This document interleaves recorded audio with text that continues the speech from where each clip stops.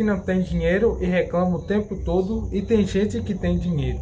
Será que existe diferença entre essas duas pessoas? E sim, existe uma diferença. A diferença é essas pessoas, se têm dinheiro, elas entendem pelo menos algumas dessas regras de dinheiro.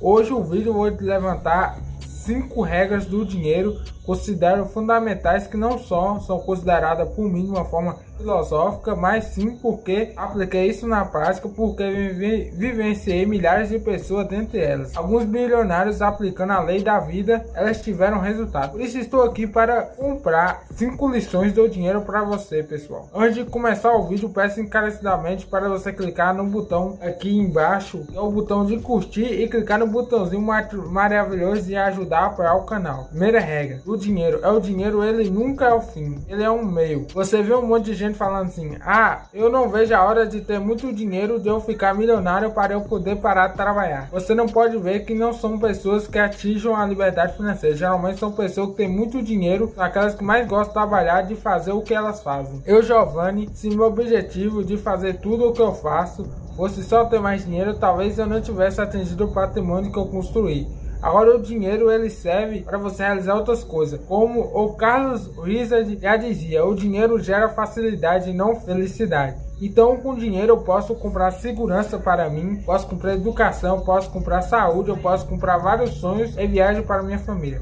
Então o dinheiro, ele é nunca o fim, porque o dia que você morrer, o dinheiro fica aí, entendeu? Você vai e o dinheiro fica. Então o dinheiro não é a causa, é a consequência. Essa é a primeira regra do dinheiro. A segunda regra é a regra que eu puxei de Warren Buffett, que faz sentido que nunca perca dinheiro. O que ele quis dizer com isso? É impossível nunca perder dinheiro, mas o conceito é importante. Então você investe R$100 e você perde 50 no seu patrimônio, para você ter 50. Só que seu dinheiro, ele volta para os R$100, ele rendeu 100%. Então quanto mais você perde, mais difícil é você recuperar. Matematicamente falando, é melhor você perder menos dinheiro na crise do que você acompanhar no mercado nas altas. Eu tô muito cuidado com isso. Se isso, que é Warren Buffett, tem 2 regras importantes. A primeira é nunca perca dinheiro, e a segunda, nunca esqueça da primeira regra. Então tem gente que se expõe a risco da ruína. Tem gente que paga todo o seu capital e entra numa pirâmide financeira, sabendo o que é uma pirâmide financeira. Mas pensa assim: cara,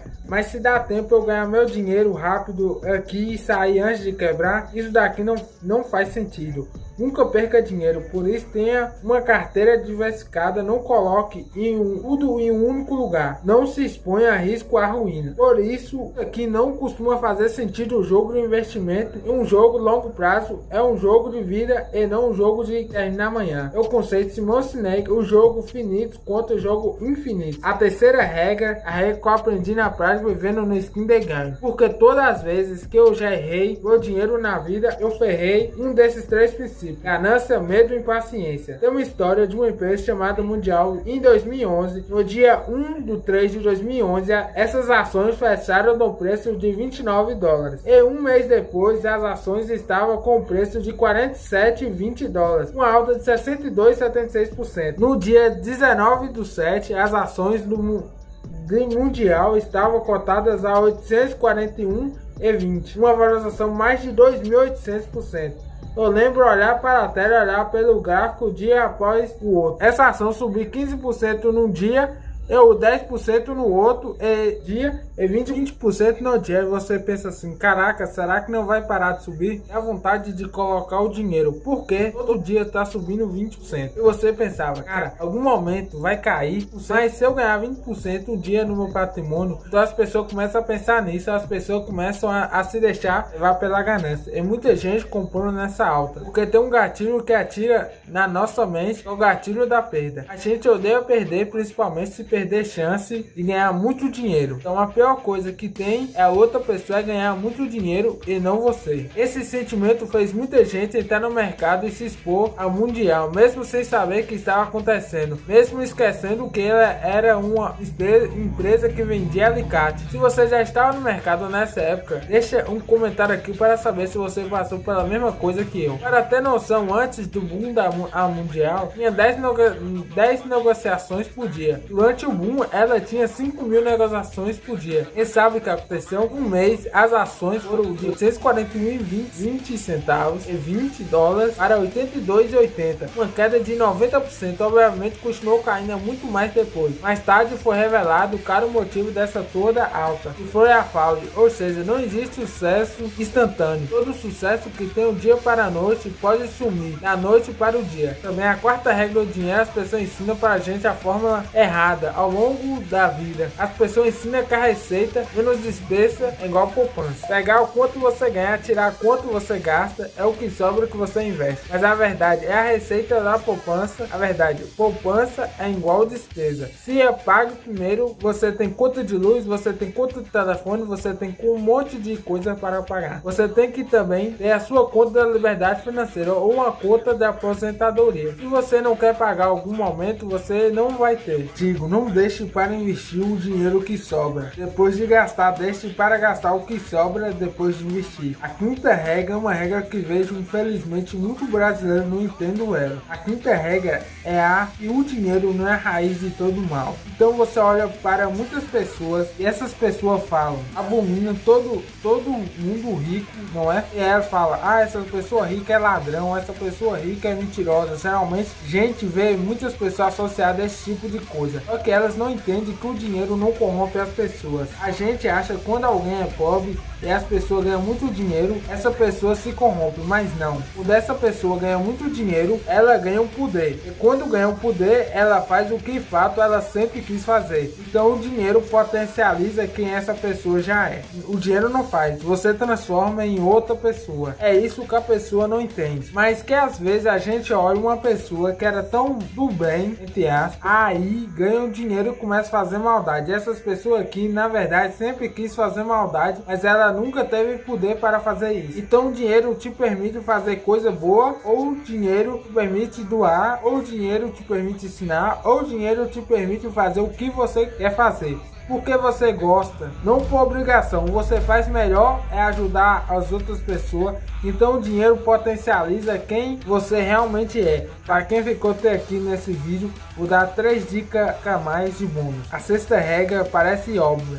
Ela é óbvia, mas na prática as pessoas não fazem. Então a regra é que você não tem dinheiro, não use dinheiro. Eu aprendi quando estava lendo no livro do Kiyosaki que você não deve antecipar o seu sonho. Então as pessoas vão lá, não tem um dinheiro e compram um carro em 60 vezes, aí pagam juros. Não tem dinheiro, vão lá e compram uma viagem 12 vezes e volta de viagem e tem mais 11 passadas para pagar. E se não tem, não use. Mas as pessoas querem antecipar o sonho. Toda vez que antecipar o sonho, o seu maior problema não é a taxa de juros. Você paga, esse é o futuro que você acaba abrindo mão.